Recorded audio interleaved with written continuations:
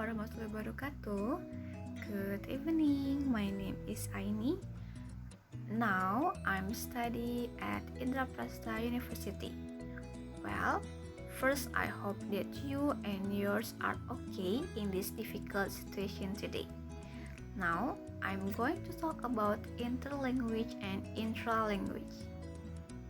These two concepts are very important for us to understand the error that appear when learning a second language. First, let's talk about interlanguage. What is interlanguage?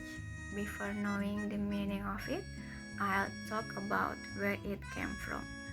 Interlanguage theory is generally created by Larry Slinker, an American professor of applied linguistics, whose article Interlanguage appeared in January 1972 issue of the Journal Review of Applied Linguistics and Language Teaching.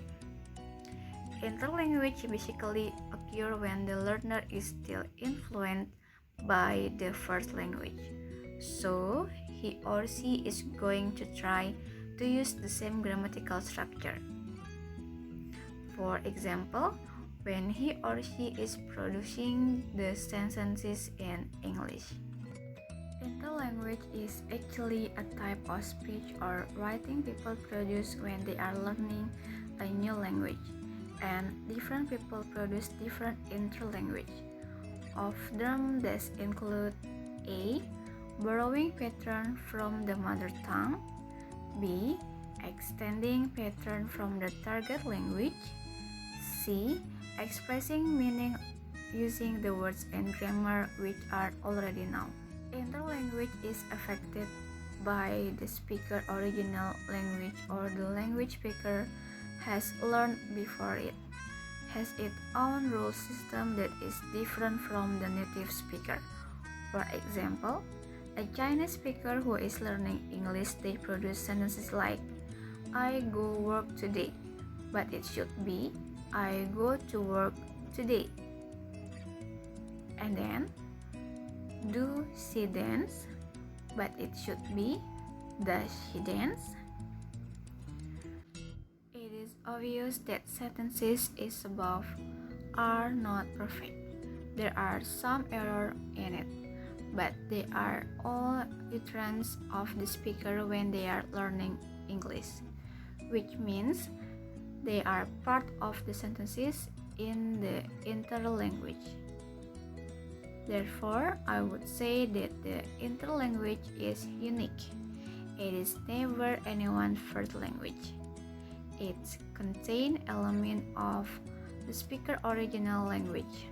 So, what is interlanguage for actually? Everyone develops different interlanguage.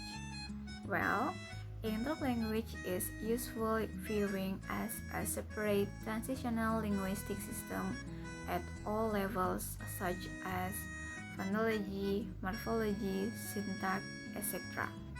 It can also show some evolving linguistic patterns and rules and explain the specific cognitive and social linguistic processes. For example, by analyzing the interlanguage, it may find out that language learners sometimes over-apply how the new language differ from their own original languages. We can learn the rules of the interlanguage and get to know how people learn their second, third, or fourth languages, and also how their first language affects their learning processes. Now, let's review of what is interlanguages. First, it's actually a type of speech or writing people produce when they are learning a new language. Second, every interlanguage is unique. Third, it is not anyone's first language. Fourth, it contains elements of speaker original language. Fifth, the sentences of interlanguage can be error analysis. Next, is intralingual. Now we are going to talk about intralingual. In this case, Richards mentioned that intralingual errors are caused by an extension of the target language rules to inappropriate context. It usually occurs when a large portion of the second language has been acquired. So, in this case, I think that it's a good signal because we know the now students started trying to use the rules of the second language. They are not being influenced as the previous concept by this first language, but they are going to start making mistakes because they don't know all the rules in the second language. Let's see these two examples. 1. Does your father can sing? Of course, this is a huge error. We cannot use can and does at the same time. But of course, they are trying to produce the sentences. But he or she hasn't understood well the structures. However, I could like to put emphasis on the overgeneralization error because these are the most common one.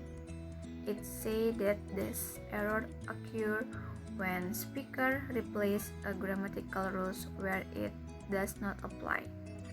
For example, the learner may say, I had dogs and mouses. Probably, he or she is not aware that the color form of mouse is mice. We can see that the student in these sentences is trying to imitate the rule of the plural form of dogs when we add an s at the end of the word, so he or she is trying to apply the same rules or the same pattern in the second noun. As a summary, remember that intralingual errors occur when the students are still influenced by the first language. So, intralingual error basically happen when they are trying to assimilate the second language by using the first language.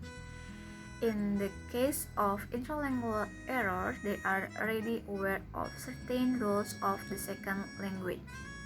They are trying hard to produce sentences without thinking perhaps in the first language. However, because of ignorance, they are making mistakes or they are making this error.